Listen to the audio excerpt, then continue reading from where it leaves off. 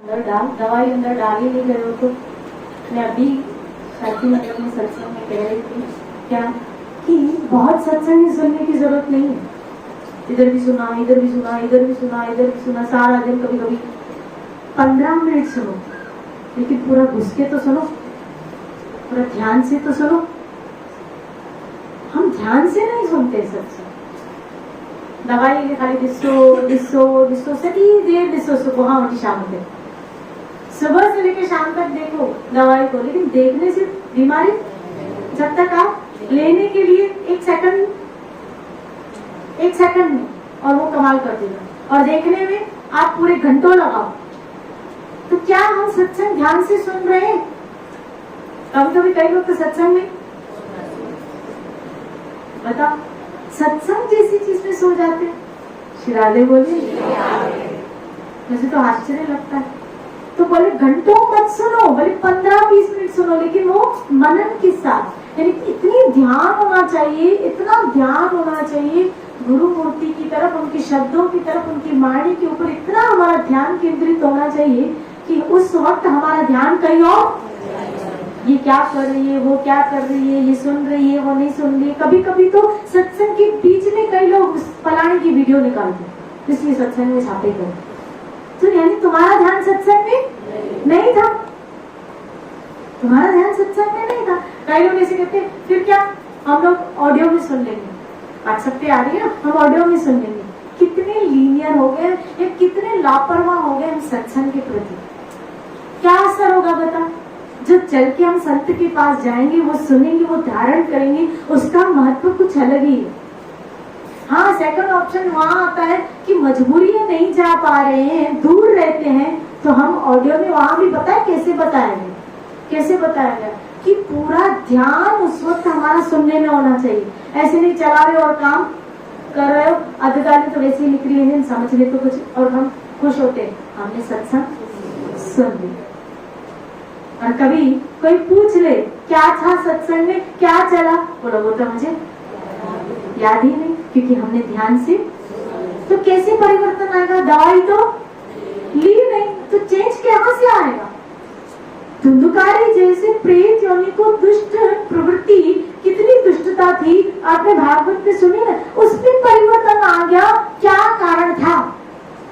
क्या कारण था? उसने ध्यान से सुना, बस यही कारण था ना कि उसने जैसा मनन किया, पूछा गया भाई धुंधुकारी के लिए मेहमान आया, हमारे लिए क्यों नहीं, बोला उसने जैसा सुन के मनन किया ना, वैसा इन सब ने। तो इन सब में कोई एक ही जना भले क्यों ना हो, लेकिन अगर वो 15 मिनट भी आप ध्यान से सुनोगे ना, आपके स्वभाव में, आपके जीवन में जरूर परिवर्तन आएगा।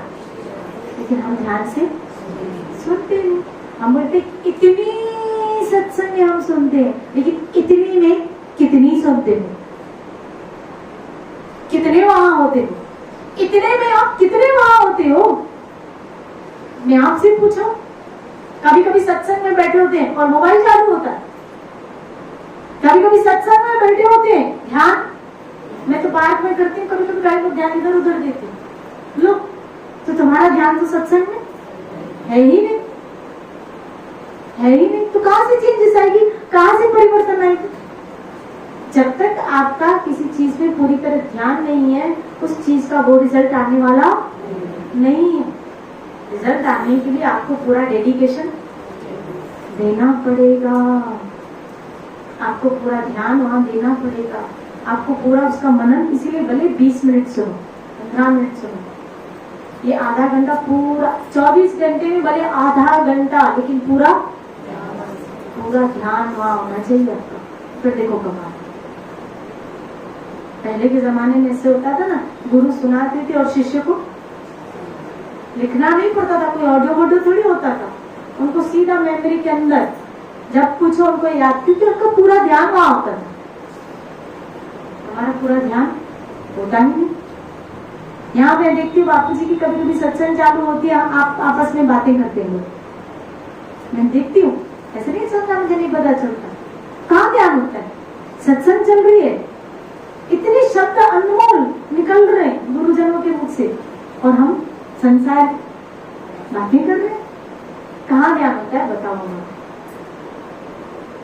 मैं इसीलिए कहती हूँ भजन करो तो ध्यान से, सत्संग सुनो, सेवा करो तो ध्यान से, तो उसका एक परिणाम, उसकी एक रिजल्ट, नहीं तो फिर बरसों तक सुनते रहो, 40-50 वर्ष हो जाते हैं सुनते सुनते, वृद्ध अवस्था आ जाती है सुनते सुनते, फिर भी हम सुन नहीं होते,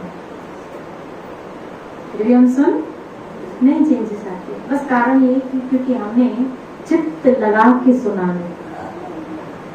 कभी सत्संग में सो जाते हैं, कभी सत्संग में ध्यान इधर होता है, तो फिर सत्संग में कैसे गुरुजनों के समक्ष बैठा कर कि उनकी नजर हमारे ऊपर पड़े। देखो एक बात बताओ, स्कूल में जो बच्चे सिंसियर होते हैं वो क्लास में कहाँ बैठते, और जिसको मस्ती करनी होती बोलो टीचर, लेकिन जिनको पूरा फोकस होता है पढ़ाई में तो आगे बढ़ता है। इसी तरह हमें सत्संग में उस जगह बैठना चाहिए जहाँ पूरा फोकस हमारा सत्संग में जाए, हमारे गुरु का ध्यान हमारे ऊपर जाए, ताकि हमारे मन को इधर उधर भागने का मौका न मिले। क्योंकि मन है ना वो भोग की तरफ भागने की कोशिश करेगा। तो अगर यहाँ उनके सानिध्य में उनके सामने बैठेंगे तो थोड़ा भयभीत रहेगा कि गुरु सामने देख रहे हैं, तो हमको मन तो भागने की नहीं करता। फिर आगे बोलिए, इसीलिए ध्यान से सुनो तो जरूर परिवर्तन होगा। जैसे कहते हैं संतों के साथ, वैष्णवों के साथ रहते हैं, उनके वाइब्रेशन हमारा जीवन ही बदल देते हैं। लेकिन कई बार देखा गया है कि उनके साथ रहते हुए भी उनके वाइब्रेशन वही बताया कि कभी कभी सब्जियों में टमाटर, कद्दू और क्या क्या होता है बताओ, भिंडी, कद्दू ये सब होते हैं, और उसके साथ करेला भी होते हैं। तो टमाटर जैसा करेला हो जाता है, भिंडी जैसा करेला हो जाता है, कद्दू जैसा करेला हो जाता है? नहीं ना, साथ रहने से नहीं होगा, साथ रहने से नहीं होगा। क्या? उनके अनुसार चलने से होगा। उन्होंने जो सिद्धांत, उन्होंने जो साधना, उन्होंने जो उपासना बताई है, कभी कभी देखा गया कोसों दूर रह के भी कोई शिष्य उनकी गुरु की आज्ञा के अनुसार और उनकी उपासना पद्धति में अपने जीवन को डालता है, तो उसमें भक्ति के वो उच्चतम अवस्था देखी गई। लेकिन कई लोग नजदीक रहते हैं तो वो यूज्ड हो जाते हैं, तो फिर वो उतनी वैल्यू अपने गुरु को साधारण व्यक्ति की तरह मानते हैं। और जिसने अपने गुरु को हल्के से लिया, साधारण लिया, वो कभी जीवन के उच्चतम लक्ष्य को प्राप्त नहीं करता। गुरु को मनुष्य जोगिनी चरणामृत को पान, सो नर नर के जाएंगे जन्म जन्म सुआए। तो हम यूज्ड हो जाते हैं, इसीलिए वो हमें हमारी तरह लगते हैं। कभी हम चिल्ला के भी उनसे बातें करते हैं, जोर से भी उनसे बातें करते हैं, अवॉइड करते हैं। ये सब हम वो त्रुटियां करते हैं जिसकी वजह से हम गुरु कृपा से वंचित रह जाते। इसलिए साथ रहने में बात नहीं बनने वाली है जब तक आप उनकी आज्ञा के अनुसार और उनकी बताई हुई उपासना और मंत्र के पद्धति के अनुसार नहीं चले। उन्होंने जो उपासना बताई उनके अनुसार चलो, उन्होंने जो मंत्र दिया है उसका मनन करो, उसको जप करो, अच्छी तरह। उन्होंने जो आज्ञा दी है उसका पालन करो। लेकिन वहां हम क्या हो जाते हैं, कोताही कर देते हैं, कोताही कर देते हैं। साथ रहना, साथ रहना, साथ रहना, लेकिन क्यों? क्योंकि उनकी आज्ञा के अनुसार नहीं जीते, साथ तो रह लेते, तो कभी कभी गुरु से भी द्रोह कर लेते। क्यों द्रोह कर लेते हैं पता है? बोले क्या? गुरु महाराज क्योंकि उनके महत्व को नहीं समझते, फिर हम सोचते इसको प्यार करें, इसको प्यार करें, इसको प्यार करें, इसको प्यार करें। मेरे है ना तो खाली मुझे ही करें। फिर आगे बोली मुझे ही खाली देखे, मेरा है ना तो मुझे ही करो। हाँ गलत है। फिर आगे बोली हाँ गलत। क्योंकि उनके लिए तो सब शिष्य समान है। उसको भी देखेंगे, उसको भी देखेंगे, उनके लिए सब बच्चे एक चीज है, वो सबको देखेंगे। और फिर हम द्रोह करते हैं, किससे? गुरु से भी और गुरु भाइयों से। जिनसे वो प्यार करते हैं फिर उनसे हम जेलसी करते हैं, हमें उनसे भी जेलसी होती है कि इससे बात करें, इसको पूछ रहे हैं और मुझे नहीं। श्री राधे बोली, हम उनसे भी क्या करते? द्रोह करते। श्री राधे बोली, जिसकी वजह से हमारा पतन होता है। इसलिए उन्होंने जो उपासना बताई, उन्होंने जो मंत्र बताया, अगर वो करोगे और उनकी आज्ञा के अनुसार चलो, उन्होंने जो सिद्धांत बताया ईमानदारी से चलो, देखो कैसे बढ़ते पाए, कैसे बढ़ते पाए।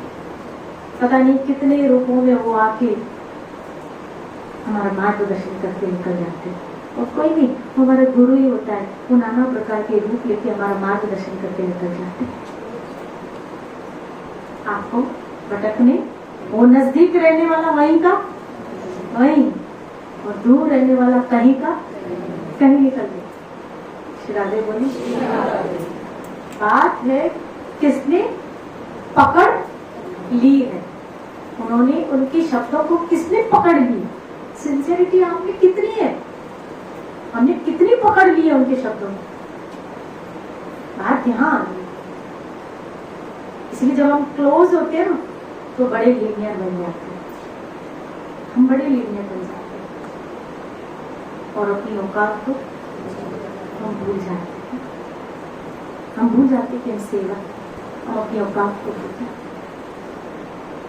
इसलिए हमारा पतन, इसके साथ रहने से बात नहीं करने वाली है जब तक आप